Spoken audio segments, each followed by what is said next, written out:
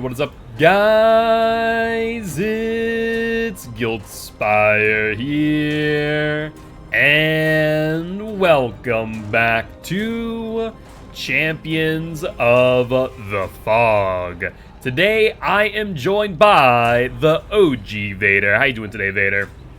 I'm doing well. How are you guys doing? Pretty good, pretty good. Cannot complain. Having a good old time, and we are now here with a match between Travesty and For Dwight's One Locker. You excited for this?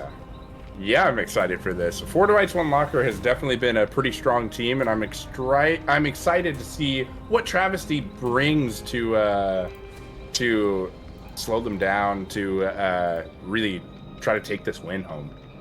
Yeah, no, I really do agree. It's going to be interesting, especially as we saw Fortnite's Locker on a few occasions with some really strong showings, even against some of what were previously referred to as some of the best teams in the league.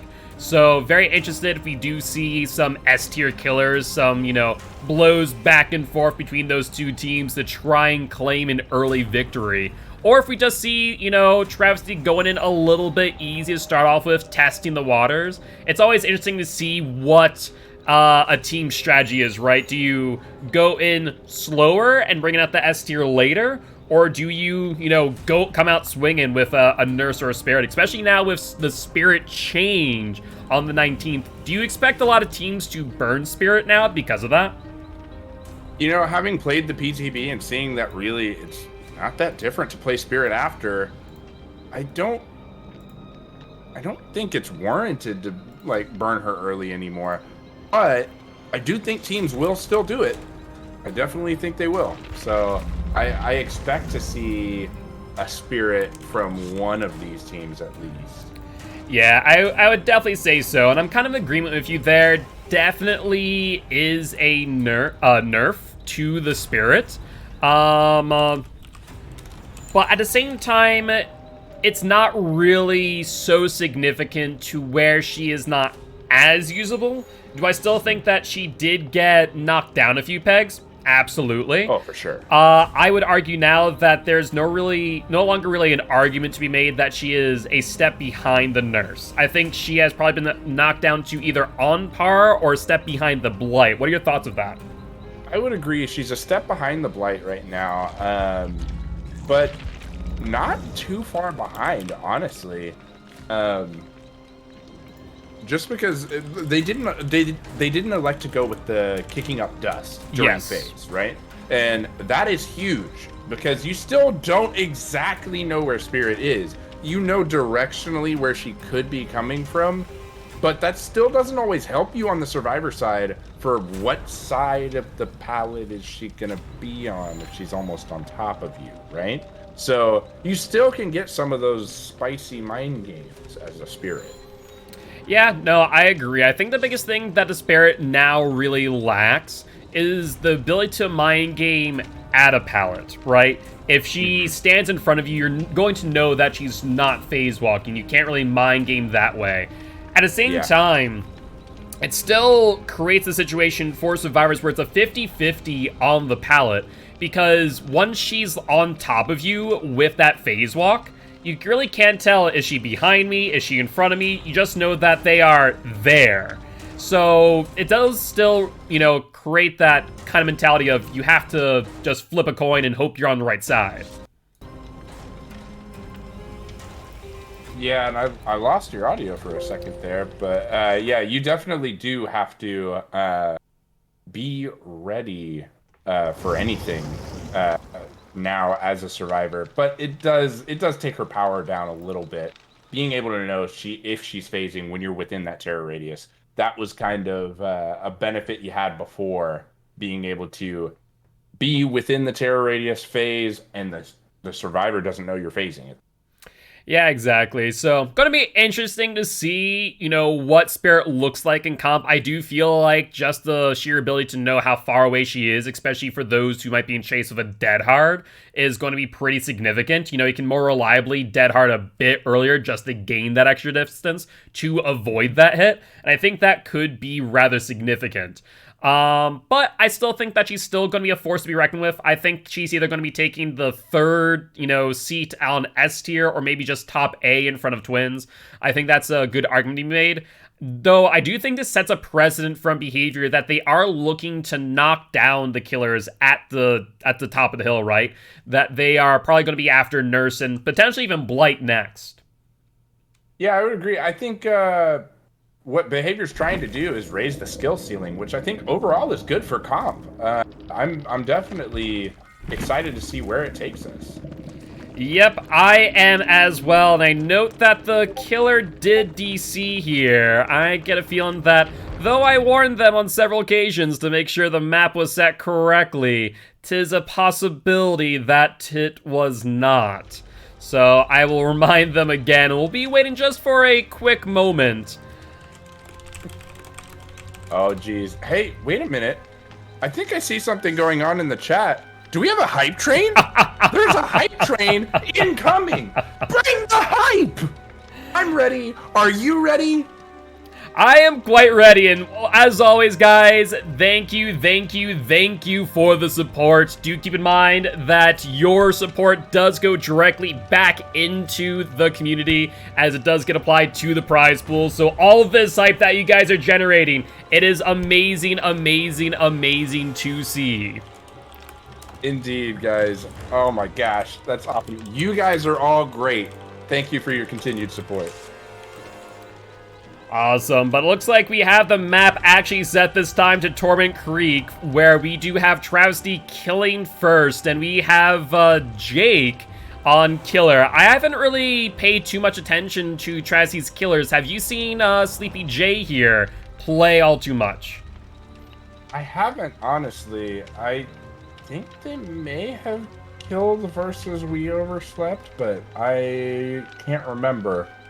As some of you may know, I am a survivor on We Overslept, so I tend to watch those games a bit closer than some of the others, but I don't think that Sleepy J killed versus us. Yeah, so I'm definitely going to be interested here to see what they bring to the table. And it's always kind of nice, obviously, if as many killers as there are some names that kind of stand out because they're kind of the namesake of certain teams. High Surveillance being a great example. Myself, I kind of stand out a little bit more, but we have a ton of killer mains on sample tax for myself, to Dragon's Breath, to Kieran, to Viceplin, and more. So it's always nice to kind of maybe like, okay, I don't recognize names, so maybe it's going to be a bit of a surprise of how well they play and how good this is going to be and what their specialty might be, because, there are people like myself, which is a jack of all trades, and then there are others that really do hone in on 2,000 hours of Blight. And it's like, man, right. I envy your dedication, but I just could not do it. Yeah, 2,000 hours of Blight, especially in pubs, unless you have a bunch of map offerings, there are some maps you're just going to get that you're just like, why am I here? Oh, can't imagine. Absolutely. It looks like Midas actually giving us a quick heads up. Looks like Jake was not even on the roster at that point in time against We Overslept. So Jake is actually pretty much brand new to the league. So this will be probably one of our first, insights into the mind of Jake and what we'll have to look forward to for the rest of the league going forward. All right. Well, that makes me even more excited about today's match, honestly. Being able to get a first sighting on a killer within a league is always nice. Yeah, absolutely. But this being said, we can confirm now that Torment Creek has been applied for this map, so we're going to be jumping right on in. And hard to believe that we are already, for all intent and purpose, already into the 5th week of COTF.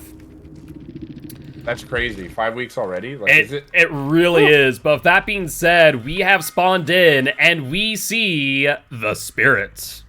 Ooh, that is actually a really good choice to bring Spirit on this map. I've been saying it for a while, but those corn maps with Spirit, it's kind of powerful because any of those attempted hide your scratch marks from survivors, they just don't go as well here in the corn. The corn tells all lies. Yeah, no, you're not wrong in saying that. I think, definitely we see a lot of Spirit, a lot of Wraith on corn maps for that exact reason. All seen obviously being a huge region for Wraith, but being able to, not really mind game as easily against Spirit is also huge in this regard. And we do see Jake here trying to mind game with their red light here and there. And trying to get on top of the Survivor. Whiffs, though, and does leave some distance for the Survivor to potentially get to a pallet. Yeah, and that's a good early pallet throw, just not even risking it by the Survivor. Going ahead and just throwing it and saying, I'm going to leave this tile and try to make sure I'm not even taking a hit right now in this early game. Try to give my Survivor counterparts some time to finish some first gens. Yeah, no, absolutely. I think the biggest thing, we see it in comp all the time, especially with certain killers, you just don't want to give that first injure. And as much as you think that with, like, Oni, for example, I think Spirit is another great example of don't give them that first initial hit. Because that allows them to hear you just a little bit more. Those grunts of pain can be a lot of information given to the killer. So I think that playing it safe, dropping those pallets early, and ensuring that they don't get that first hit is probably a really smart idea. I agree, especially because, you will see a lot of Spirits that will get the initial hit and then try to phase into that second hit for a quick down as well. And that really does put a lot of pressure, not being able to make use of that speed burst from getting hit the first time to extend your chase. Yeah, exactly. So, we'll be interesting to see here, but Joker does end up going down. Now, this is the first hook, but I do want to note that Corrupt Invention has since ended quite a while ago. So, Survivor's also taking it kind of slow, as we only see one gen out during these two chases. So, maybe both sides kind of playing a bit slow, trying to play it safe and not give either side too much pressure early on. Yeah, I would agree. I think these teams are feeling each other out a little bit. Haven't played this killer before, and so you don't know. Are they trying to bring an end game build? Are they trying to bring like a mid game, or what they're really? You can't really name a lot of the perks or anything. So trying to feel them out is the right call. Yeah, I wonder if there's also a little bit of maybe hesitancy from these Survivors as we've not seen any totems cleansed, as they did get to see what the build was from Jake due to the reset. I'm wondering if maybe they thought, okay, potentially maybe there's still haunted ground, and so they're being a bit more reserved about maybe trying to cleanse Ruin. Yeah, I could agree with that. Trying to figure out if you're taking the risk by cleansing, I would deem that pretty important. Haunted could really go wrong on a Spirit. Yeah, absolutely. And there's that question of, what killers should you cleanse Ruin on, what killers shouldn't you? And it really does depend on the playstyle of the person that you're playing against. But Spirit here, predicting Nea's movement really, really well. I noticed that Ruin had not gone off on that gen, but Spirit opted to go to the tile and ended up getting a really good prediction hit. Yeah, and those prediction hits, they're risky sometimes, but when they pay off, man, do they pay off. Yeah, no, I 100% agree, but I will say, a lot of pressure being given here. Right now we're 1-for-1 on hooks to gens, and overall that's not a great place for a killer to be. It's not a bad place, but it's not great either. It really does mean you need to snowball, but seeing that third gen now pop off, I imagine that the pressure is starting to get to Jake. I would agree. The Survivors definitely have a lot of the pressure here, and I don't think we see any potential 3-gen. These Survivors have done a great job of splitting the gens as well. So this Spirit really needs to get more hooks and have more pressure, or at least drive these Survivors off of the gens, especially still having Ruin up, as we could confirm. Yeah, absolutely. We do see another down on Joker. These Survivors trying to get that heal, but missing the timing on the pallet stun. Man, that is punishing. I thought that the Claudette had it there. I was getting excited, getting antsy in my seat, and it looks like I wasn't the only one because Claudette just a little too early on that drop. Yeah, that's always such a heartbreaking moment when you're on the survivor side, especially being Joker on the Spirit's shoulder. Like, okay, you got this, What are you doing? Yeah, indeed. You know that on the comms, somebody's got to be like, no, why? Absolutely. But that being said, this could potentially give the Spirit the time that she needs in order to bring this back. We see one person on hook, 2 people injured, and another person down, where we're seeing these, downs immediately at the point of unhook. This could be the difference that the Spirit needs to bring this back if survivors have not been able to keep the progress on their gens with Ruin up and running. Yeah, I definitely agree, because we are seeing the hook states happen faster, one after the other here, and we are still sitting at 2 gens. So for sure, we are seeing the Spirit reel this game back in right now.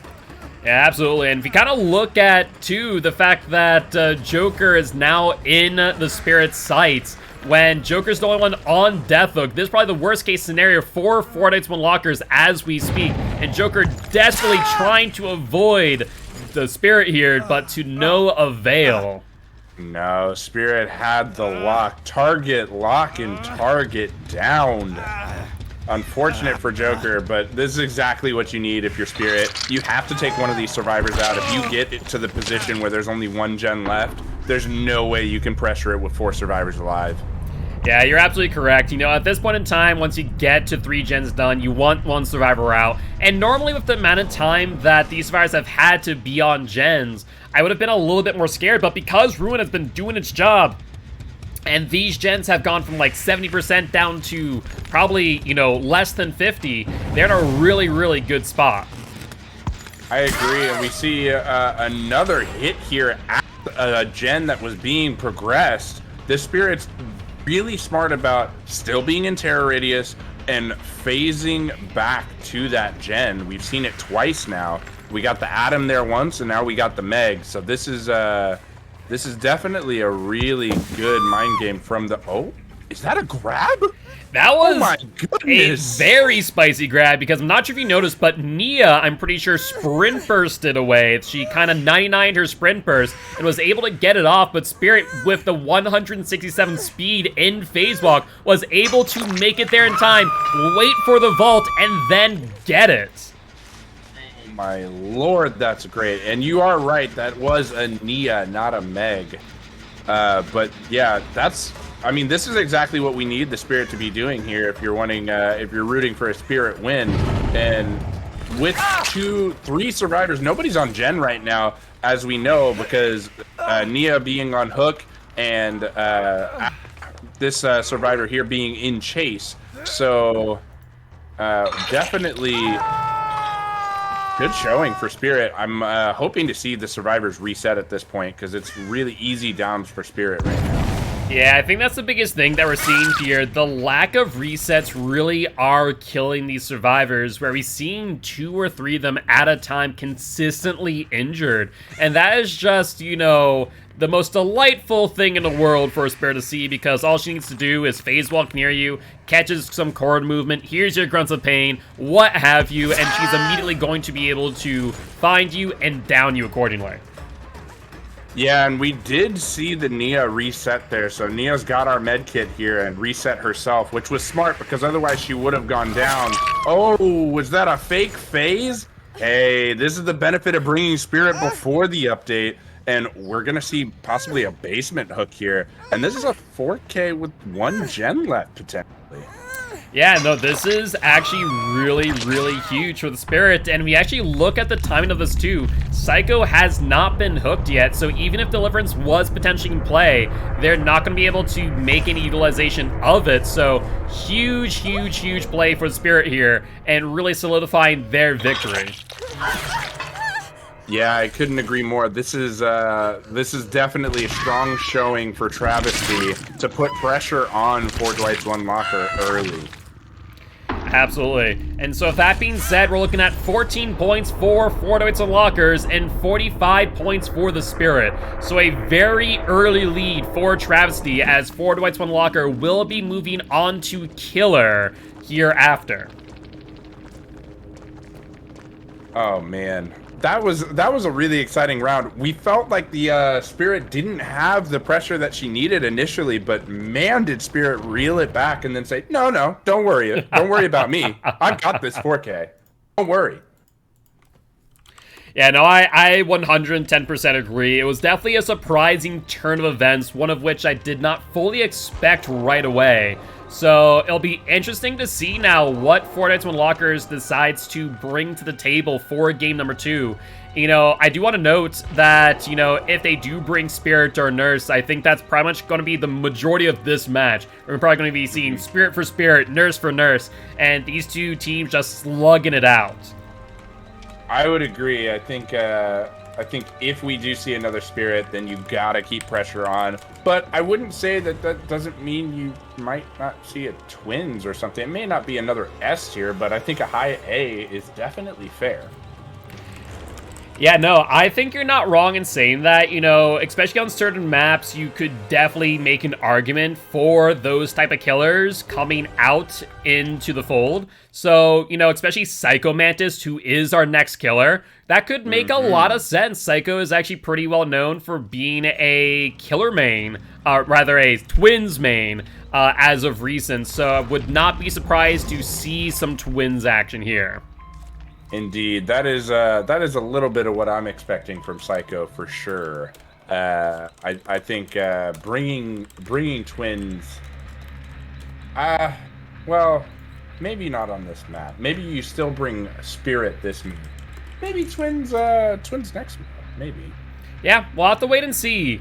With that being said, we are setting up the lobby here, and once again, we will be on Torment Creek. And thereafter, we are looking at some Thompson House, which we actually haven't seen in a hot minute because it was disabled for quite a while. So what are your thoughts on Thompson House? You know, obviously, majority of the map covered with corn, but that Thompson House also being a really good loop spot if played well. What are your overall thoughts on that map as we see that going into game 3 and 4? Yeah, that's actually why I was saying I think that Twins might be a good play there because Victor can actually see that top floor, so you can get some of the surveillance by leaving Victor in the Thompson House, and then you can patrol, and it does make you more of an M1 killer, but you can patrol a little bit more with Charlotte, knowing that Victor is out near the Thompson House to catch anybody passing by. Yeah, that is a fair assessment. The biggest thing with Victor that I will say that I kind of hate on corn maps is the fact that much like Hagen, where your POV is so low to the ground, it does become that much harder to see what's going on, and that even includes blood on the ground for Victor. So that's my only concern with Twins on these corn maps, because it's just so easy to lose so much information and potentially lose that chase because of it.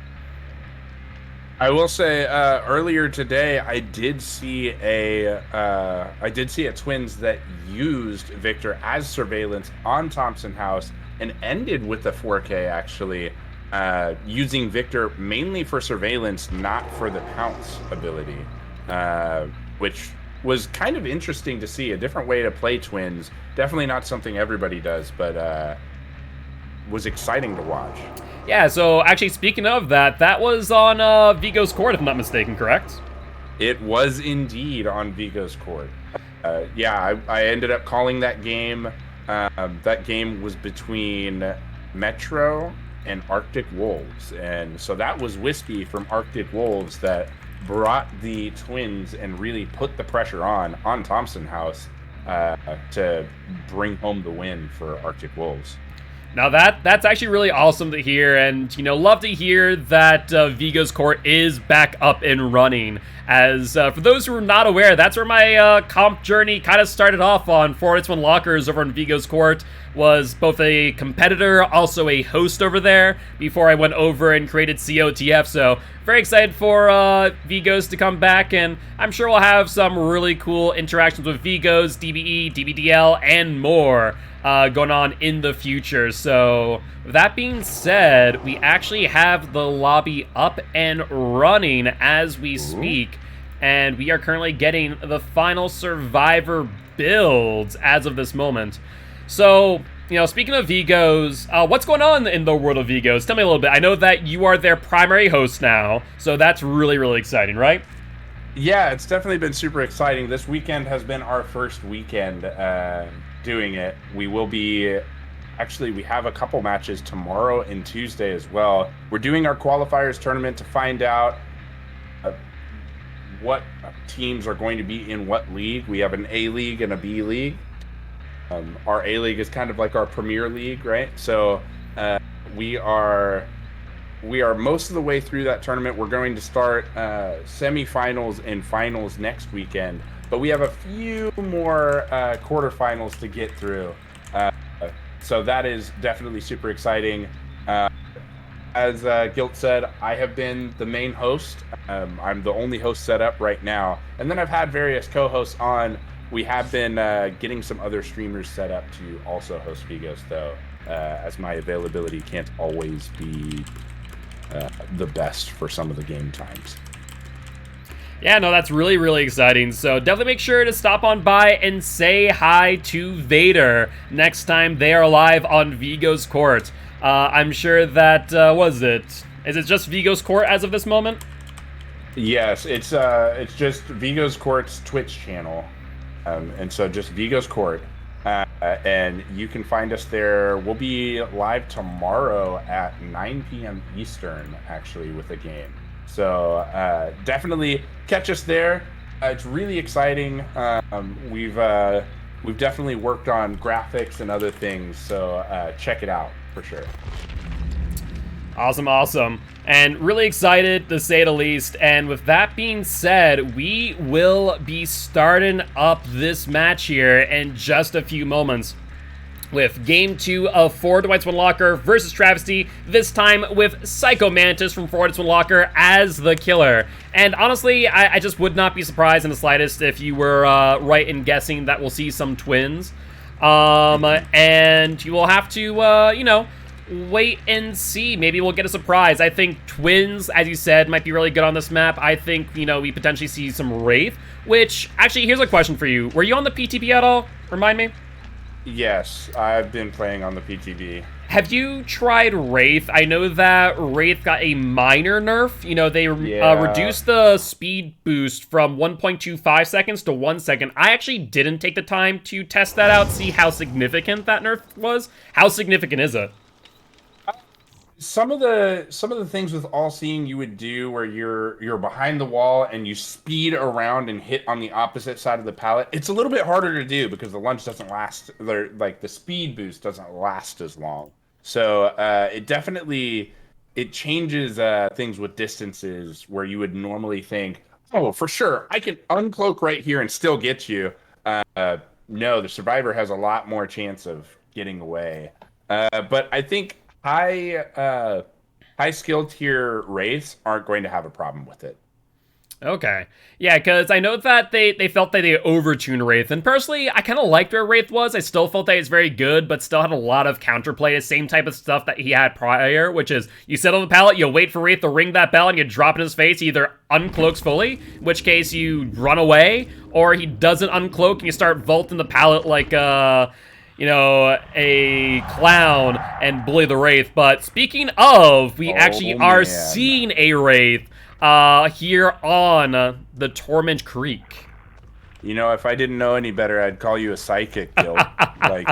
You just start talking about Wraiths, and then we see a Wraith. Oh my goodness. I know you're pretty good on your record as well of guessing who the killer is going to be. But, I don't know. Wraith just sees so much play on corn maps with All Seeing. But I do want to note, we don't actually see All Seeing on the Wraith here, which is a bit surprising. There is actually less corn on this map than other corn maps like Thompson House. So maybe that's the thought process there. Yeah, I agree. And that, is that Windstorm that I'm seeing? Is this Fast Break Wraith? So this is Windstorm plus Swift Hunt. So they have faster speed while cloaked in addition to faster uncloaked time. Personally, I don't really like the faster speed because that also decreases, or rather decreases your speed when uncloaking. So that's my main concern with this type of add-on build. Yeah, we'll have to see how it gets utilized. Right now, we do have 2 injured survivors, though. So I mean, that's a good amount of starting pressure for our Wraith here. Yeah, no, absolutely. Like we just saw Ruin there as well, so we know the survivors are working against that as well. Yeah, at the same time, Wraith has not really committed to any chases here, which, as we do see that first gen go off, you know, maybe this might be a similar issue that we saw with the Spirit in Game 1, where just not able to get that early game pressure could really bite them in the long run. We see not only a firecracker, but we also see a flashlight, and though the Wraith does get a hit on a survivor, it wasn't the hit that they were looking for, though they do get it down nonetheless. And that looked like it was a firecracker blind. That is somewhat difficult to get, but that's amazing that the survivors were able to pull that off. Yeah, I think the Wraith will just kind of tunnel vision on the knee to try and get that down, and kind of took a wild swing. And it looked like Nancy may have taken that body block to ensure, but I think the reason why I saw Nancy where she was might actually be because of the fact that she got blinded by the firecracker as well. Oh, man. I didn't even think of that, but yeah, that's true. May have been a firecracker gone awry and blinding your teammates as well. Gotta remember to look away. Yeah, you're not wrong, but we do see another generator popping off, and kind of like we were saw in that Spirit match, we see multiple survivors injured, and though the team has definitely attempted to reset, you know, we'll have to wait and see, but unfortunate situation for Psycho, but Ace not committing to that burn/blind there over the pal. I'm kind of surprised to see that. I think that he was expecting maybe an uncloak at the break action. I don't think these survivors have called out the add-ons yet at this point. That's what it appeared to be to me, but maybe not. And this Wraith looks like he is definitely content just trying to get the bloodlust. Yeah. You know, sometimes you kind of have to have a give or take moment where you're like, okay, do I want to just get bloodlust? Do I want to lock down the windows? But Ace doing really well to ensure that he was not going to, you know, break the windows, have that block them, and instead link the tile into Shack, which did not allow Psycho to get that hit. Indeed. And really, that's a high IQ play by the survivor to know where they needed to path. And we see Psycho here blocking the vault there, but unable to block the pallet, showing the power of another tile here. Yeah, but at the same time, you know, doing a really good job. You know, Ace was hoping that Psycho was going to respect the pallet that time around after taking that initial stun, but did not and just went all in. At the same time, these survivors, kind of like what we're seeing with the Spirit, you know, just consistently on generators, and right now we're seeing below a 1-for-1 ratio of folks to the gens, and on top of which there is not a survivor dead. And kind of what you mentioned, once these survivors get to 1 gen left with 4 survivors, it's nigh impossible for the Wraith to get that 4K. Indeed, and really, these survivors do have a lot of the pressure. And as I was saying in the beginning, for Dwight's One Locker kind of showing us their power in other trials, I think Travesty is really kind of showing that they have been preparing and they are ready to go for this matchup. And so we are getting a really exciting match here. We're seeing another hook on our Nia, looks like here. So we definitely still have some pressure coming from Psycho Mantis. And I think this is the moment where we could see Psycho Mantis reel this back in, just like we saw from the Spirit. Yeah, no, absolutely. Right now, you know, these survivors have done a great job of ensuring that they're taking attention and kind of spreading out these hook states, because if you notice, they consistently take body blocks and making Psycho pretty much choose which one they're going to, you know, go into chase with. Because every survivor right now has 1 hook, and with 1 gen left, you know, Psycho needs to pretty much just find a single survivor and go, I'm going to go for them. They need to die. Because if you don't, and you don't make that choice now, you're going to be in a bit of trouble. Yeah, and right now, I mean, we are seeing there's only 1 gen left. I think we are at that moment where we are in trouble. And Nancy, staying here next to the hook, honestly, I like this play from the survivors to a point. And the reason being you're going to keep the Wraith here rather than pressuring those other gens. You could finish the gen. Uh-oh, we have an ace coming over too. They were unable to force the unhook before going to second. I think if Ace had stayed on another gen and finished it and possibly gone to start opening a gate, you put a lot more pressure on the Wraith to where if Nancy gets that unhook, not both people are going down. You may still only end with a 3 out, but you leave the Wraith with almost no power to try to get more than that. Yeah, I think I agree with you on that one. I kind of would have liked to have seen all the survivors on a single gen, allow for the second stage. And now we see Nia going into a locker, potentially baiting out a DS, but we'll see if she actually has it, and she does. Ooh, that's spicy. We love it. Hopping into the locker and baiting DS, a lot of killers are going to go ahead and eat that DS and then chase you, especially a Wraith that has that speed boost while cloaked. So let's see how long we can hold chase for this Nia before... Oh, is that adrenaline? That was adrenaline, so that was a strategic move on the survivor parts to, you know, keep Psycho on Nia, and Nia just has to ensure that she keeps, you know, his attention for as long as possible, and Psycho realizing, wait, this is bait, let me drop chase, we need to go over to where we see a blocked exit gate with no way out, and attempt to get the down here on the ace. Yeah, and I think we will get the down, and we do. So, what are your opinions on this? Do you hook close to the gate, or do you take further from the gate? I think you hook close to the gate right now. No Way Out is still active for just a little longer, giving you some time to work with.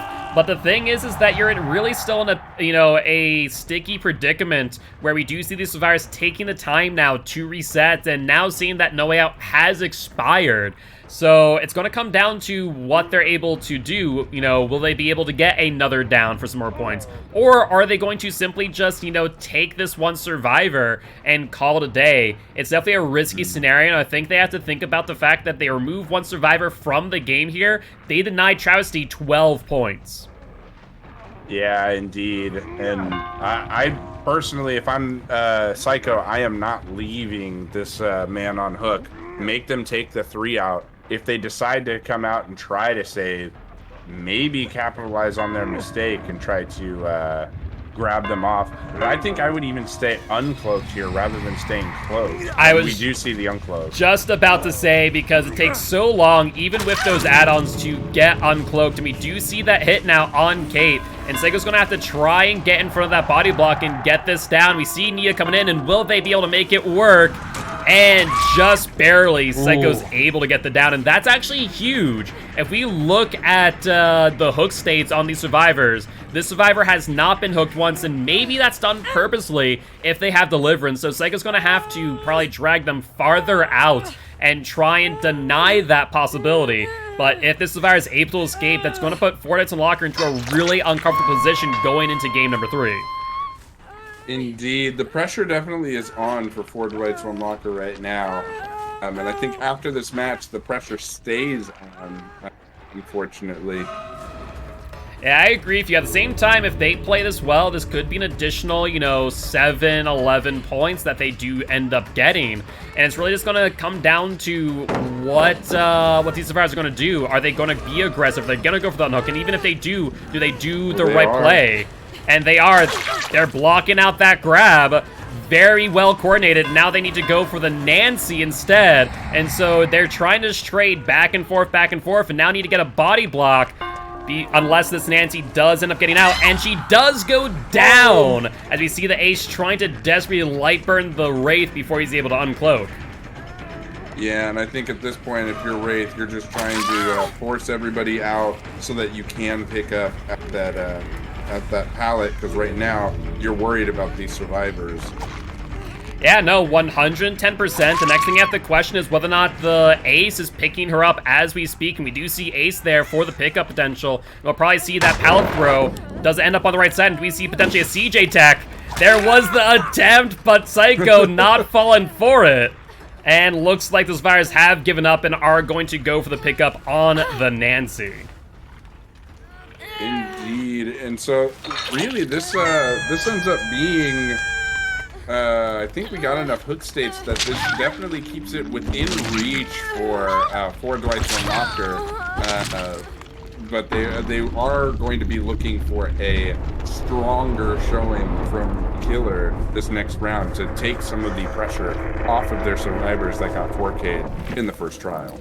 Yeah, no, absolutely. And we do see some interesting things here, right? When it comes to how much pressure these survivors were attempting to apply with getting that 4-man out. It did end up giving Psycho some extra points. So we do look at, for that game, 38 points to Travesty Survivor team, to 30 points for Fortnite Locker for a 1K, as we do have, you know, 2 progressions, well, 1, 2, 3, 4, 5, 6 hooks. So overall, not a bad showing from either side, only an 8-point difference. So Fortnite Locker is keeping it about the same. But as we go into game number 3, we're looking at 44 points for Fortnite Lockers to 83 points for Travesty. Indeed. And so definitely Fortnite's Unlocker is going to be looking for a more dominant performance in this round. That way they don't have to have a near perfect game for Survivor. Yeah, so that's going to be the biggest thing, you know, as I've been saying for the last day or so, game number 3 is probably going to be one of the most important of this series, where, you know, it's going to determine if Fortnite Locker is going to be able to bring this back, if they see a really good killer game, if they, you know, kill them before 5 gens are completed. We could potentially see a comeback going into game number 4 with Chastity on Killer, where it really comes down to all the pressures on that killer, and that's not where you want your, you know, finisher, your last killer to be in, right? Yeah, definitely not. It's a lot easier going into the last match with 4 people going, hey, we can do this, we can lean on each other, other than having your one killer go, oh man, these survivors know exactly what they need to do to put the pressure on me and try to win this game. Yeah, no, 110% agree. But that being said, as we move into game number 3, we are going to end up on the Thompson house with Kashak as the killer for Fortnite Locker. So it'll be interesting to see what they bring. You know, I would really be surprised if in the instance that they end up bringing a twins here, as Psycho Mantis, in my opinion, is more well known for that than what Kashak is. So I'll be interested to see if maybe we still do see a twins, or if maybe Kashak will bring out a nurse or a spirit, though. A little bit more concerned about nurse. I don't know about you, but that corn blindness on for the nurse is kind of obnoxious.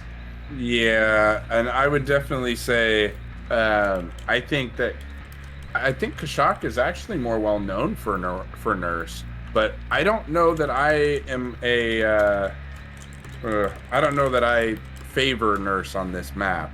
Now, that being said, I've seen 2 nurses 4K on Thompson House as well earlier today, so it can be done. Me personally, I wouldn't want to do it. That corn blindness is indeed just intimidating to me. Yeah, I agree. It's one of those things that, you know, if in an instance that you're able to be on point, that's one thing.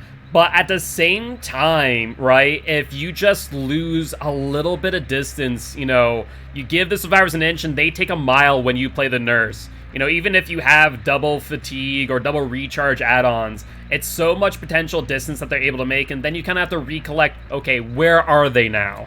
Versus other killers where you're able to at least keep on top of them a little bit.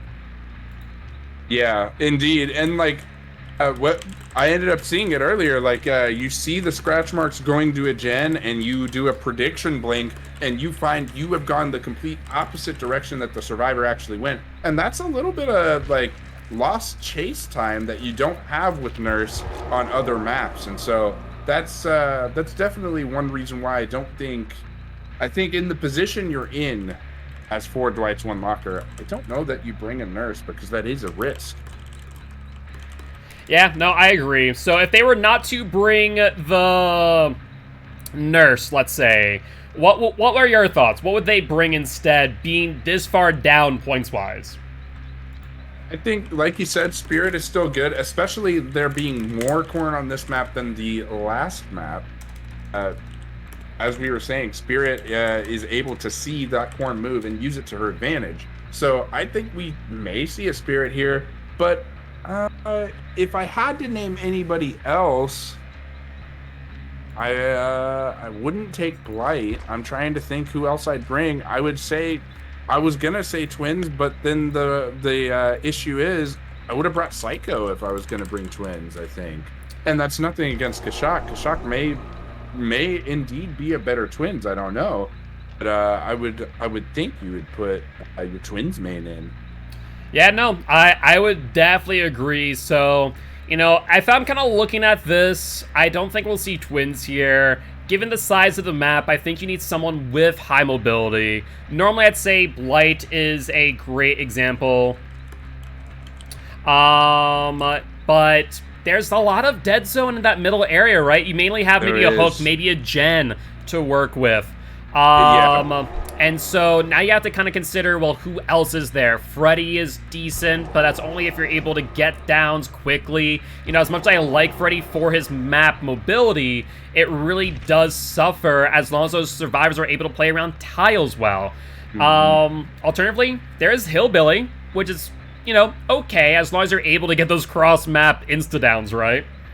Yeah, I prefer Oni to Hillbilly, actually, on this map. I think Oni can actually pressure a little bit on this map, do pretty well because of the and being able to stop and start their demon dash instead of having a chainsaw that you end up having to kind of rev down and then wait for it to rev back up and go again. I think Oni's a stronger play, and maybe that's why we see Kashak in here. Maybe we see an Oni come out on Thompson House. I could definitely see that, and I do tend to agree with you. The only downside of Oni to Billy, of course, is the fact that with Oni, you need to get those 2 initial hits. And that's really is one of the hardest parts about Oni, and we always have this discussion with. In comp play, though Oni is considered to be within the top 10 killers, right?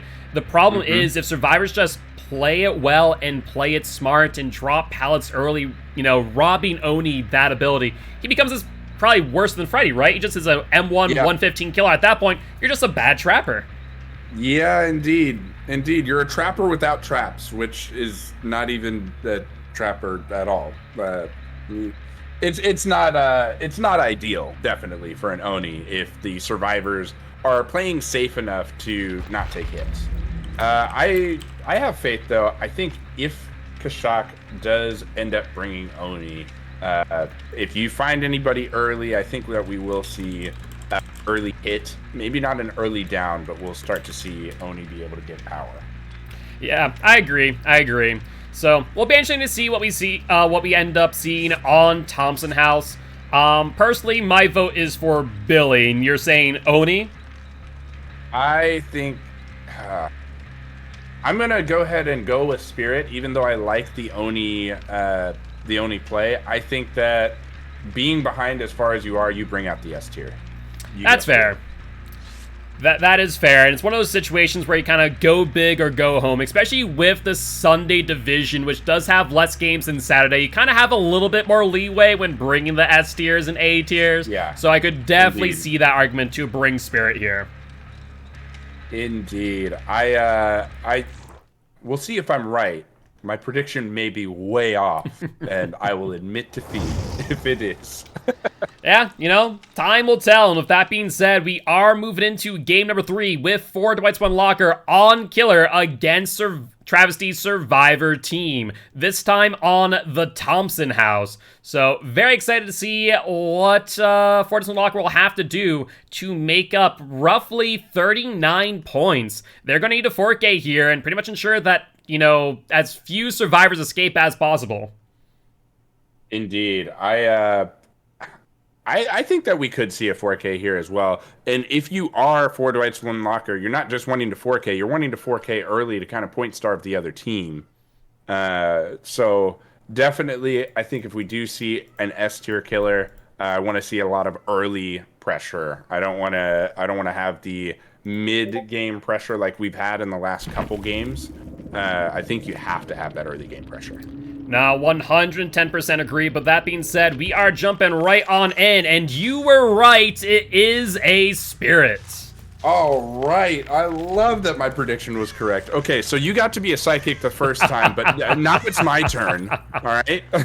Speaking of psychics, it looks like the Shock is one too, as they are able to get a early fight on the Nia, but I'm not sure if that was auto aim or what, just whiffing on that hit. Would have been a beautiful start to this game for them, but now, losing a bit of distance and having to recover as Nia just throws pallet after pallet in front of them. Yeah, and actually, I don't know how I feel about throwing these pallets, especially on Thompson House side here.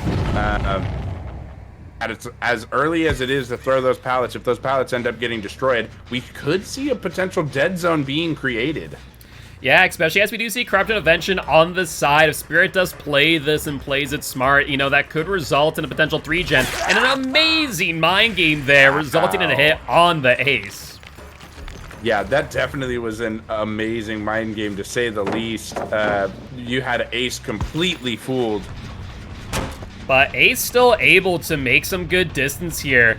Spirit trying to listen in for where Ace is. And once again, Ace being really aggressive on those pallet throws. We're seeing Travesty wanting to play it as safe as possible. And I see a lot of top-tier teams do this. They just don't care about the long-term resources. They care about the initial downs and hits and rely on body blocks later in the mid to late game to ensure, fewer and fewer downs. Yeah, and we in fact almost see our Ace going directly to the corner. Oh my goodness, that's some high tier play, going to the opposite corner from where you want those gens being progressed. So definitely love seeing it from the Ace. We do see, as highly mobile as Spirit is, though, it may not mean as much as it does versus other killers. Yeah, I mean, that is a big thing, right? Spirit, while in phase walk, moves as fast as the Hillbilly. But does that give you enough pressure on as big of a map as this is to, get these downs quickly and be able to maneuver from gen to gen? You kind of do need to stake your claim on a side of the map and kind of draw a line in the sand and go, cool, you have that side of the map, I have this side of the map. Yeah, and I think that's what we're seeing here right now, is that our Spirit is trying to keep Thompson House side and trying to protect this singular gen right here, possibly creating a 4-gen opportunity, keeping the house in the middle. And we'll see how well our Spirit can pressure that going forward. Yeah, I think the Survivors are kind of keen on that game plan too, as we see them consistently harassing that generator, not really giving any ground to the Spirit, and it looks like they're probably prioritizing the gens that the Spirit is not patrolling in the meanwhile. And as you kind of mentioned, though, these resources, these pallets are starting to become really thinned out. So the Survivors are starting to move Chase further and further out towards Tractor, another huge dead zone, and then subsequently towards Shack as well. Yeah, and with Thompson House being a lot of corn, there aren't a lot of tiles on here for you to be able to utilize when those pallets are gone. And that is my worry for sure, with these Survivors wasting a lot of these pallets, in my opinion. Throwing them way early when you may be able to actually greed a few. Not every pallet. Some pallets you do want to go ahead and just throw early. Don't even risk it if it's a weaker pallet. But if it's a stronger pallet, I kind of want to see these Survivors greed it a little bit more. Yeah, I definitely agree with you. Spirit outside of phase walk is a 110 killer, so kind of taking your time and allowing allowing yourself to leave a little bit of distance for the Spirit to gain on you is not a bad idea. But they consistently just keep on dropping those pallets, and I think as we see in the later game here, we're probably going to see more body blocks, but this is actually a really slow and drawn-out game. Survivors really taking their time and forcing the Spirit into longer chases where they have to make a decision to either commit or drop chase. And Kashak consistently going back and looking at that generator just to ensure that, they are not going to work on it. And not sure if that's a jump in the locker. For a second, I had the question there. Maybe that was a deception play. Yeah, no, that was definitely a jump in the locker to avoid the hit. They just didn't get out of the locker fast enough to try to continue running. Yeah, but if we're looking at what's going on, it's kind of very reminiscent of the Wraith match, right? Where we see, 3 gens popped off with 2 hooks. I think it's going to come down to the end game if the Spirit is able to slow down the game now. And I don't know. What are your thoughts here? Do you think this is a good position for the Spirit to be in, or do you think it's pretty much got, you know, the same exact thing we saw at the Wraith match? I think it has a similar vibe to the Wraith match, but I would say the difference here is that we do still have those top gens available over there next to Thompson House, which provides you with a potential 3-gen if you can protect them. So that gen that's been being harassed, we definitely don't want to see it fall if we're the Spirit, because if it does, then it takes away a lot of your power there. Yeah, no, I definitely agree, especially as we see that totem there in the Thompson house, you know, staying strong where the survivors have yet to get it. But we do see scratch marks go inside. I wonder if maybe they are checking now for that totem. Indeed, and I think we see our Spirit checking as well, making sure nobody is there. Looks like they are more worried about the gens than the totem. Which is fair, you know, this is part of their 3-gen that they have to worry about, but life coming in clutch and just overall really good usage of these exhaustion perks through and through by the Survivor team to just get some extra distance every single time the Spirit gets near. Indeed, and I see Spirit trying to pressure this center gen, and I think if I was a Spirit, I just let that gen go. I worry more about the other gens than this gen here in the middle. Yeah, I definitely would agree with you on that. At the same time, you kind of need to figure out where these survivors are and apply some pressure, kind of do maybe a similar style to what Wraith was doing, which was a hit-and-run tactic and just consistently hit the survivors, move to the next, hit the survivors, move to the next, and try and grind out value. But these survivors just really being patient and not giving the Spirit much ground to work with. You know, I'm expecting another gen within that 3-gen that they've been protecting to go off here momentarily. Yeah, and I would say the other thing that we're noticing from our Survivor team here is that we did have 3 people injured earlier, but they reset quickly, and we are actually seeing some pretty quick resets from our survivors. So we do have to think about that as we see Nia getting healed again. So these survivors are being rather coordinated and putting the pressure on the Spirit in that fashion. Yeah, I know exactly. And I think you kind of need to be, especially if the style that we've kind of seen the Spirit, we've seen the survivors implore, which is, you know, take body blocks, take hits, spread the hook states. We're kind of seeing that here again where, you know, the only 2 hooks have been on 2 separate survivors, and they just consistently are ensuring that the people taking the most heat from Spirit have not been on hook yet. Indeed. And I would say the survivors just, I mean, they're pressuring the gens quite well. I feel like the pressure is only happening on 2 gens, though, if I'm being honest.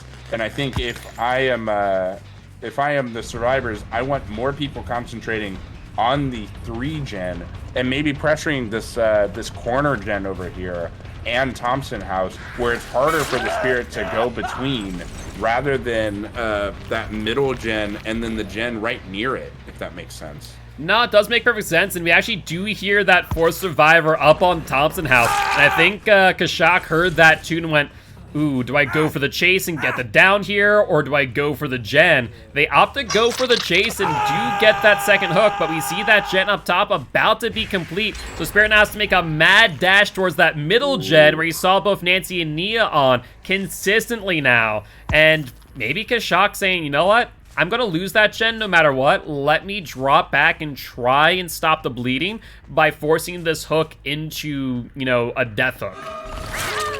Yeah, indeed. Especially being right next to a gate, you may want to just allow for that to fall and try to take the survivors down near that gate. But it looks like instead we are chasing towards the center of the map, getting a hook here. Any worry about the survivors 99ing that gate, trying to get another out over there? I mean, I think, you know, that's definitely on the mind of the Spirit, and I think they had enough time to get that gate 99. But looks like Ace is trying to make it over here, where maybe using with BT, making enough distance to get that at exit gate. Maybe it's already been 99, but Spirit's saying, you know what? I don't really care. Let's get the down. And now they have to play a bit of a gamble here. Do they have DS or do they not? Indeed. And I think there you pick up and you go ahead and allow to see if there is DS or not. But it looks like they're going and trying to see if they can cut Kate off, as it didn't look like that other gate had progress on it. Yeah, My worry is if they take too long in chase here, Ace may be able to recover, as we see, and get to that gate. So we may end up having no kills if we can't confirm this kill on Kate, as we see 2 survivors escaping. Yeah, and I'm thinking that this might be a strategic decision. Maybe we don't know it yet, but maybe Hatchet's nearby this area. Otherwise, we are going to see probably another down and hook for the Kate here. As we do see the Spirit trying to mind game her, as we do see that pallet drop and the Lithe, and Spirit being right on top of them. But are they able to get the down fast enough is the question. And it does look like we do get that down that we were needing. And so that there will result in a death for the survivors, but it might not be enough for Forts and Lockers to get into a winning position, as we do see 38 points for Travesty's survivor team and 20 points for Forts and Lockers killer side. You know, that's only 5 hooks there, so definitely a lot less in comparison to the Wraith match that we saw prior. So moving into game number 4, the final game, we are looking at 64 points for Forts and Lockers to 121 points to Travesty. Unfortunately, that does mean that there is no way for Fortis and Lockers to win this match. Indeed, that's unfortunate for them for sure. We were definitely hoping for really strong killer matches to bring them back into winning position here. And those, to credit the survivors of Travesty, they were just really able to put the pressure on these killers and be coordinated enough to reset and get the gens done, get their objectives done, and get out. Yeah, exactly. So, it's going to be interesting to see now. One thing, you know, as I always say, though, I always love to see a really tense and close match between the 2 teams on game number 4. It was always kind of nice when we are able to see a killer come in and maybe kind of mess around, maybe see a trapper, maybe see a legion come in, right? So, definitely excited for that in that regard. If you had to hope for a killer that we don't see often, who would you like to see? I'd say a clown. We don't see clown often enough in comp. I'd kind of want to see a clown. I could definitely see that. I know we have seen a good number of clowns in game number 4s where there is no winning. So that definitely is a possibility, I will say. Personally, I would love to see a legion. See, I think legion with the right build still could be used in the right hands. I've seen some Legion mains be able to tear apart some comp teams. While that's not super common, it depends on how comfortable your killer is with Legion. Yeah, that is true. That is true. So, all right, you're saying you want Clown. I'm saying I want Legion. How about you, chat? What would you like to see here? Are you looking for a Trap? Are you looking for Billy? What are you looking to see out of game number 4? Maybe since it's October, Halloween. Maybe, you know, Myers, maybe. Not a bad idea. You know what? That actually makes me think. Could we see maybe a Mikey buff, since it is, you know, October, Halloween? Maybe Behavior's been waiting for this moment for a Michael Myers buff. You know, I'm not gonna count it out. I believe the way those licenses work, though, if they want to touch any of the licensed killers, they have to get approval from the license holder. So I don't know. I don't know if we get a balance yet. But yeah. Who knows? I mean, I know that the relicense was already negotiated with the IP holders of Halloween. So it does raise that question of maybe in that contract renewal, they gave Behavior the go-ahead to tune Michael Myers. But the real question is, and this is something that I know that my community and I have talked about a lot, and I've talked to a lot of people of, what do you do to Michael to tune him? Do you keep his ability the same and just tweak it ever so slightly, or do you just change it completely? I think you tweak it. I think if you honestly, I think if he had a little bit more movement speed, even, not necessarily when in stock, but just base movement speed, that would help with some of his underwhelming power, if that makes sense, because it just takes so long to traverse the map and try to get that stock. And to also add on to that, it's really easy to get max stock on somebody, and then if you keep finding that one person that wants you to find them, you're not able to get any more stock off of them. So maybe some adjustment to those two things are all I think need to happen in order to balance him. Yeah, I'd agree with that. One of two things, either keeping him 115 on tier 1 or simply removing tier 1. And I know some people don't like that because what about my Scratch Mirror Myers? Well, you have Vanity Mirror, you're fine. Just use Monitor Abuse Dead Rabbit. 4 meter Terrorists, they won't notice you're there. But, kind of removing tier 1, maybe making tier 2's charge into tier 3 a little bit longer. So you stick with a 60 meter terror radius at tier 2, you make him 115, take tier 3 a little bit longer. I think that would be just an overall improvement. It'd be a very simple change for behavior to make. Otherwise, I would also say maybe removing the cap on how many times a survivor can be stalked, I think would be huge, because the fact that, like you said, you can find the wrong survivor and attempt to stalk and go, well, I can't get any juice out of you. I guess I just need to M1 down ya. And, that's that. Even if you have tier 3, 99.9% charged up, right? Yeah. And really, I think even if you just take the cap completely off, I mean, I feel like that's one of the things that puts Ghostface above Michael Myers for me, is the fact that it doesn't matter how many times, I can just keep stalking survivors. Yeah. And that's huge. So I think if they are able to do that for Michael Myers as well, Michael will be a lot more powerful and a lot more used. And not going to say that would necessarily make him super comp viable, but maybe with some add-on buffs as well. They've been touching add-ons to a lot of killers. Maybe we do see some builds that come out of it and allow us to see more Mikeys in comp. Yeah, no, I definitely agree with you there, and I think chat is actually agreeing with us that they'd love to see a Michael Myers here. We'll have to wait and see what, Ham decides to bring on game number 4 as we do wait for the Survivor builds to come on through. And Midas actually going into a little bit of a discussion on the thought process from Travesty that game. Just kind of, allowing them to take their time, progress gens, and do so safely, and forcing the Spirit to commit to a specific chase to allow them to break the 3-gen. Overall great showing of smart strategy and communication from the survivors to make that work.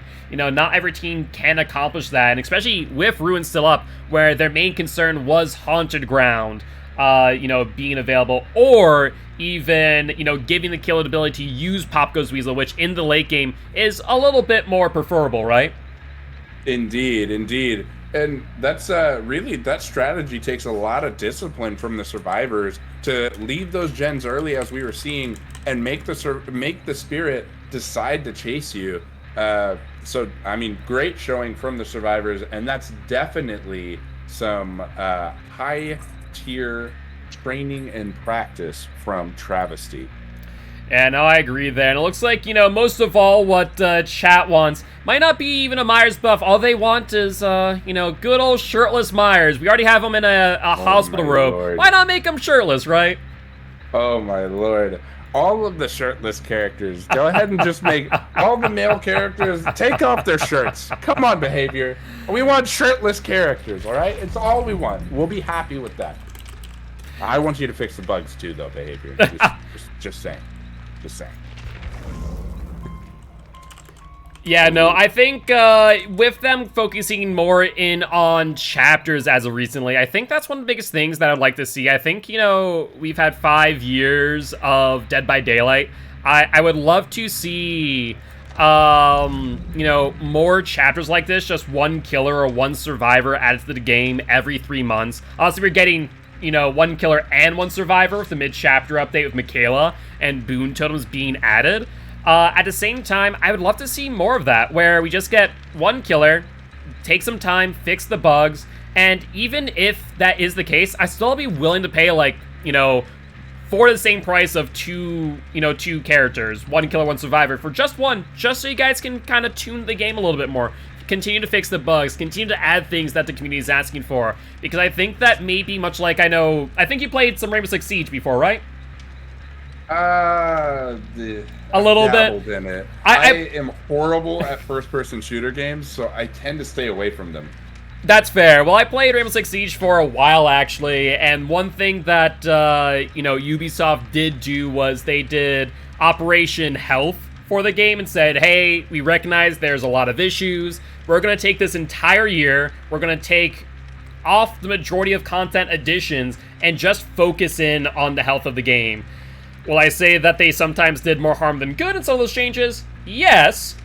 But it was at least the intention. I think maybe behavior could maybe take a lesson from that and go, hey, we're going to take a step back from putting out too much content, and we're going to instead kind of focus in on the health of the game and what we can do to make the game more fun and enjoyable. And I think that's what we're kind of seeing in this most recent update that's going to be going live on the 19th.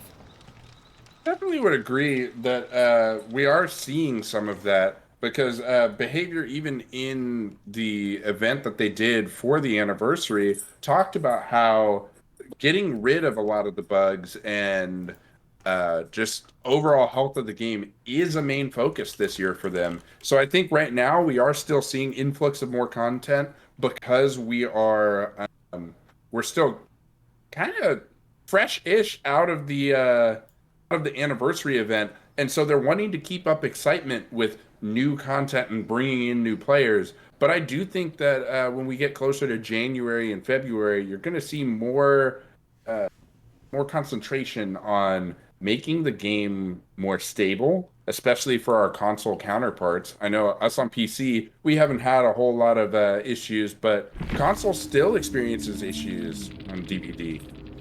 Yeah, no, that's very true, but we are jumping into game number 4, and we, surprisingly enough, see the twins coming out. I'm actually really surprised about this. Like I said, Sunday Division has less games to play, and, thus are able to use A and S tier killers a little bit more, but Twins is a tier killer that I was not expecting to see on what is, for all intent and purpose, a throwaway game. Though we do see no Mither Nia here. Looks like Fortnite's Unlocker taking a little bit of fun in this one, which, funny enough, no Mither might actually be good against Twins in this situation, right? Being able to get picked up constantly.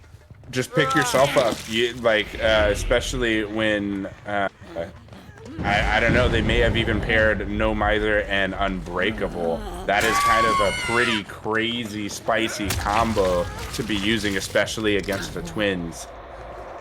Yeah, I 100% agree. And speaking of No Mither, what are your thoughts on the No Mither buff that was in the PTB? I actually didn't pay attention to that.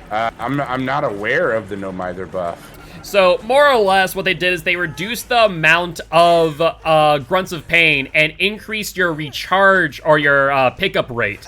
So it could be interesting to see. It's not a major buff. And, wait, did we just see Power Struggle go off? I can't... Yeah, I guess so. As well as things, I saw it in the top right-hand corner and went, wait a second, was that Power Struggle? Are we seeing No Mither, Unbreakable, Power Struggle flip-flop? That's what I was about to ask. I was like, how did they get to 30% wiggle that fast? Wait a minute. Power Struggle and flip-flop? But that would mean that they would have had to be pretty well recovered. So Unbreakable and No Mither? Maybe. So it looks like Fortnite's Unlocker memeing around just a wee bit, having some fun here, but Twins going for some kills here, as we do see the Twins on Claudette and getting down on Psycho Mantis. And we actually do see Nia pretty well progressed into Stage 2. So these survivors are going to have to get the unhook soon, unless they do, allow this progression. Yeah, and I think Victor was seeing 2 survivors over there, so I don't think these survivors are coming for Nia. I think in that case, you got to go ahead and try to go get those other survivors. You have already clenched your second hook stage. And I do get that pickup on Claudette, but it might all be for naught. But Victor is within on that pounce, and Claudette able to make a little bit of distance. Not sure if Victor will try and re-pursue. And I want to note what it's kind of mentioned before with how that corn is a little bit obnoxious on those shorter POV killers. But looks like Twins here going for the kill on Nia. Not a fan of power struggle and going for some blood, and does get the down. I doubt we see a DS here, as I think we called out the 4 perks, right? I think it is No Mither, Unbreakable, Flip-Flop, and Power Struggle. I think so as well, unless, and this is a big unless we don't actually have Unbreakable. It's not a the wrong possibility, but it's looking like it is indeed some no DS in play. But we do see a gen going off, and Quentin Boy trying to get the Twins' attention, maybe drawing them into a pallet, but to no avail. Do you think that going with the meme build, do you think that Quentin may have a Sabo and Breakout build? It's as close as he was staying to the Twins, I suspect Breakout and trying to free their survivor friend, but with Victor on them, they can't Sabo. So maybe they do have a Sabo build, but we're just unable to use it. Yeah, that's definitely not the wrong possibility. And looks like these survivors trying to take some body blocks here with Victor, but not able to make it work, though they will get the crush and attempting to pick up. I mean, it is really close to Charlotte here, so they might not have enough time, but who knows? Maybe they're also bringing We're Gonna Live Forever, but looks like that survivor decided to dodge. And, you know, Twins stretching their quads before they go for the pickup, and seeing the survivor over there, seeing if maybe they're going to go for a flashlight save attempt. The Twins opts to bring out the Victor. Yeah, and Victor loves it when survivors are killing near Charlotte. Go ahead and get the incapacitation, and Charlotte will go ahead and pick up and hook.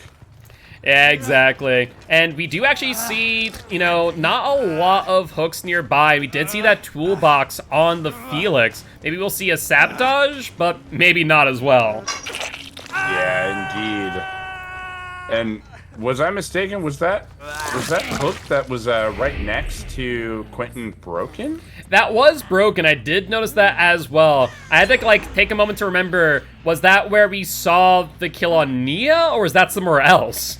No, I believe that was somewhere else. So I do think somebody was trying to Sabo play, but I don't know who. Yeah, that's a good question. We see Victor trying to figure out a way to get into Thompson House, but apparently, you know, Victor's biggest weakness is windows that are just a little bit too high. You need to be this tall in order to enter. Oh, man. Poor Victor. You know, Victor can't control how tall he is. That's all up to behavior. There's some height discrimination happening. He's vertically challenged, okay? It would seem that way. It looks like we do have a firecracker, maybe Claudette trying to get a firecracker blind there on the pickup, but to no avail. And now we do have 2 survivors down. It looks like Ham maybe setting up for the 3-man slug, but opting to go for the pickup instead on the Claudette. Yeah, I think you were hearing Killer Instinct when Claudette was being chased earlier, so you know that they were near Thompson House, at least when chase started, but then the Killer Instinct stopped her, so the survivors definitely weren't there, and as we're seeing here, we've got survivors near the shack. Yeah, and I mean, as much as the teams are definitely having some fun with this game, they're still doing relatively well, you know, making some good loops and applying some good gen pressure all the while. And looks like Twins trying to identify where Felix has gone, as we do see that totem disappear at Shack. But going back to Victor, kind of surprised here, you know, they had some good pressure there within the vicinity, but opting to go back to the hook with Victor here. Yeah, and looks like they found Quentin at a gen instead, so gonna go ahead and pressure the gen. Quentin missing the kick. Oh man, that's unfortunate. Had the kick in the bag and just doesn't hold the button down long enough. Victor able to get away. And I think we just saw an any means necessary from Felix there, picking up the pallet and immediately throwing it back down at Shaq. Indeed. Some of these plays are just, they are great. They're fun to watch. No, I agree. It is a fun one, to say the least, and, you know, I do enjoy these type of games where survivors are kind of having some fun. You know, maybe in the future we'll do some tournaments for the prize pool where, you know, incentivized to get X number of flashbangs or something crazy like that, because these are always enjoyable to commentate on and kind of see what spicy things the survivors might try and do. Indeed, and I think I know I've talked about trying to do these on like community night days, like where you not only have the players within the league, but some of the fans that haven't played in comp or anything, bring them in and have them try their spiciest plays, and we just have fun commentating it, just to get everybody involved. Yeah, we'll definitely have to look into that as we do approach the end of Season 1 into Season 2. With that being said, looks like Victor is out on the prowl for one of these survivors and does find both Psycho and Joker and gets the down on the Claudette. Won't be for much, you know, obviously going to get the pickup by the time Twins gets back there, but it looks like that Kashak will be moving to second stage because of that at the very least. Indeed. And I think, honestly, Victor still can get, possibly the Quentin is where I'd be looking for right now. And looking when to... Quentin gets the kick. Yeah, not only does he get the kick, I think he tried to flashbang Victor there, trying desperately to get Victor off the Claudette, and does not get the blind, but at least does get the kick, allowing them to heal. Unfortunately, Kashak is still back in the basement as we speak, and gonna make it a little bit tricky for these survivors to get back there, as they have to kind of move between here and where Charlotte is in order to get the unhook. So I got a feeling Kashak might be dying on first hook. I agree. I don't think that they're going to get there in time, but we haven't seen Quentin in a while Victor was on chase with the Claudette. And as we're seeing here, some of our more regularly known... Oh, wow, we do get the unhook actually on Kashak. But some of our more well-known tactics against Twins of not necessarily crushing Victor immediately are not being employed here, and I think that definitely goes with the having a little bit more fun with this game and just trying to play it out. And Claudette here trying desperately to try and kick Victor, crush him before he's able to get the down. And Victor falling prey to one of the biggest things, the biggest no-nos about the Twins. Do not pounce on a incline, because Victor ain't going nowhere in that moment. And we saw a prime example there on the stairs as Claudette was able to get the kick on the Vic. And, you know, back trying to find where these survivors are. Surprisingly, this mid-game really slowing down now. And the Twins not really able to, you know, commit to a chase and get any additional hooks. Yeah, indeed. And with the survivors resetting as fast as they are now, they really are forcing the game to slow down, as this Twins is looking to force the issue with Victor. And I think Felix here trying to get a crush with the pallet, but not able to make it work. But survivors, you know, though it's only 3 survivors strong, you know, getting these gens done bit by bit. But once again, you know, not able to get any pressure with Victor here. And Victor trying to get this bounce, but this tight loop just maybe a little bit too tight, but is able to get the hit. I was going to agree with you. I think that loop's too tight to get the hit, but obviously we both got proven wrong there with Victor actually getting the hit there and shortly after getting crushed. And Quentin now in a bit of a dead zone, moving up to the hill. Maybe attempt at a balanced landing play, but does he have enough distance? Ooh. I think that was, and I don't think he had the distance necessary to get that sprint burst off. Yeah, I think he ended up being exhausted on the ground. Kind of got treated to the dead hard experience, unfortunately. I agree, and we do hear some grunts of pain from upstairs with the Claudette. Question is, oh, hello. Did not expect that. I don't know if maybe they heard something I didn't, but Psycho gets down out of the locker, and Charlotte ends up body blocking Victor here, as we do see Quentin get back up off the ground, and once again, getting body blocked and pouncing over the railing, going, screw it, here we go. Yeah, indeed. And we see another gen pop from these survivors as well. These survivors are doing a good job of still trying to progress the game. And I think this is a great example of seeing, how when survivors work in a coordinated fashion, picking each other up, healing each other constantly, and, denying the twins the value of slugging them out. They're able to just eke out value, and I think maybe if they weren't just playing around and going for some memes, I think they probably would have gotten maybe a few outs by now. I agree, and I think definitely I almost want to check the builds at the end here, 'cause I swear that Quentin is definitely running some breakout.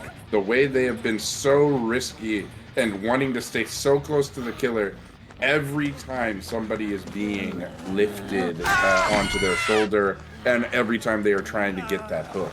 I wonder if it also could potentially be Medal of Man, where they're getting those protection hits. And if it was, I don't think they got enough, as we do see them going down by Victor. And with now everyone being on the ground, us being pretty sure that Nia had Unbreakable.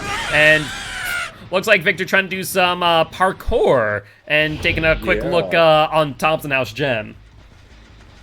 Yeah, he wanted to just go ahead and see if he could do it. It's more of a check my ability. Can I do this? Skill check? Nope, not yet. I need to just go ahead and get a little bit taller first before I can attempt that. Apparently, but with that being said, we see Psycho die on hook, and now next survivor going up as we speak, and that is Kashak, dead on hook. And last but not least, we need to find Joker. Or will Joker potentially find the hatch beforehand? 'Tis to be determined. Indeed, and I think here you may try running around with Victor to at least find the survivor, place Killer Instinct on them, especially as Victor moves faster than Charlotte.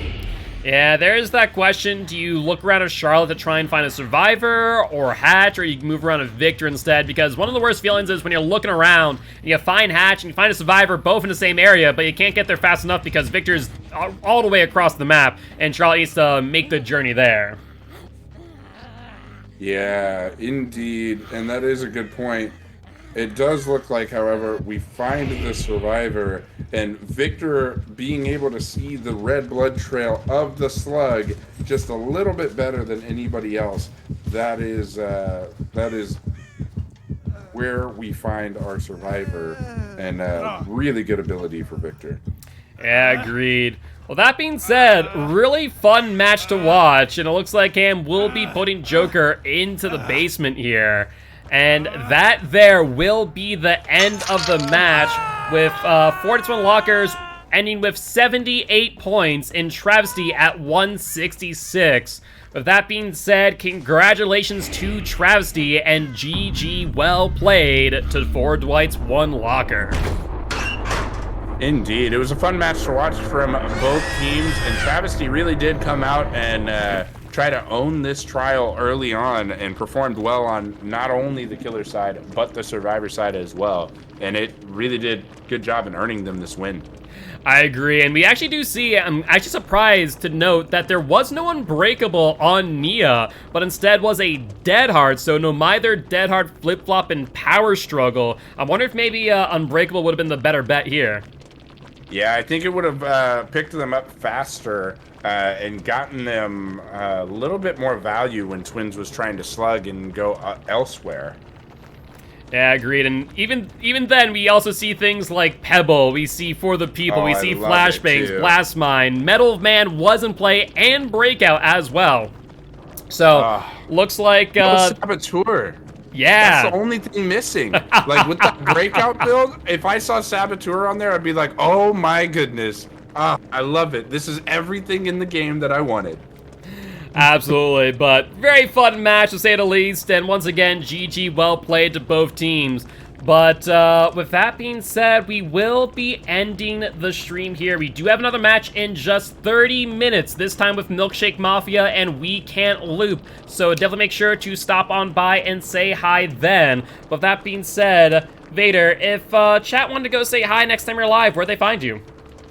You can find me at the OG Vader on Twitch. I stream some Dead by Daylight. I stream other games as well. I am a variety streamer. I like to play with viewers. I like to play with really anybody. If you're from the comp community, you want to Swift with me when I'm live, yo, just DM me. I am down to play with anybody. Awesome, awesome. Yeah, no, definitely make sure to stop on by and say hi there, but also make sure to stop on by at Vigo's Court, where Vader's going to be hosting some comp matches. And as always, I am Mark, aka Giltspire. I'm an educational Dead by Daylight player, here to teach kills how to play Killer and survivors how to play against Killer. I'll be live again tomorrow over on my channel at 7 p.m. CST. With that being said, we'll see you all later at 10 p.m. CST for Milkshake Mafia versus We Can't Loop. Bye-bye!